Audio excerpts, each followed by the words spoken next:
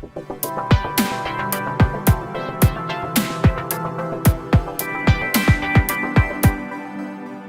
तालुक्यात शुक्रवारी 12 वर्षीय अल्पवयीन मुलीला अनोळखी इसमाने पळवून नेल्याची अफवा पसरल्याने काही काळ नागरिकांमध्ये भीतीचे वातावरण निर्माण झाले। मात्र वडखळ पोलिसांनी तातडीने तपास करून ही अफवा खोटी असल्याचे स्पष्ट केले।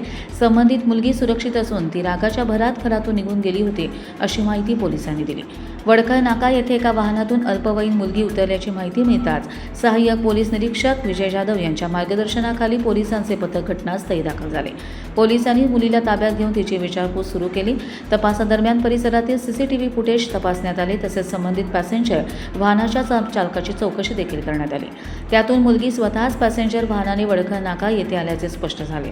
पोलिसांनी मुलीला विश्वासात घेऊन विचारणा केली असता ती घरातून रागाच्या भरात निघून आल्याचे समोर आले। सुरुवातीला भीतीपोटी तिने चुकीची माहिती दिल्याने अपहरणाची अफवा पसरल्याचे निष्पन्न झालं।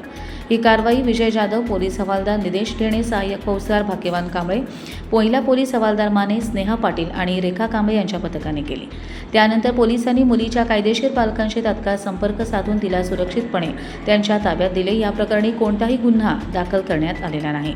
दरम्यान सोशल मीडियावर पसरवल्या जाणाऱ्या अपुष्ट बातम्यांवर विश्वास ठेवू नये आणि कोणतीही माहिती अधिकृत स्रोतांकडूनच पडताळून घ्यावी असे आवाहन वडखळ पोलिसांनी नागरिकांना केले आहे।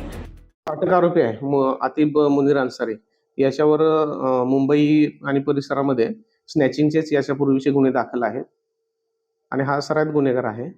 याच्या ताब्यातून जी मोटरसायकल आम्ही जप्त केलेली आहे ती मोटरसायकल सुद्धा विलेपार्ले पोलीस स्टेशन येथून चोरीस गेलेली आहे। विलेपार्ले पोलीस स्टेशनला तो चोरीचा गुन्हा दाखल आहे आणि त्या गुन्ह्यामध्येच आम्ही ती मोटरसायकल जप्त केलेली आहे।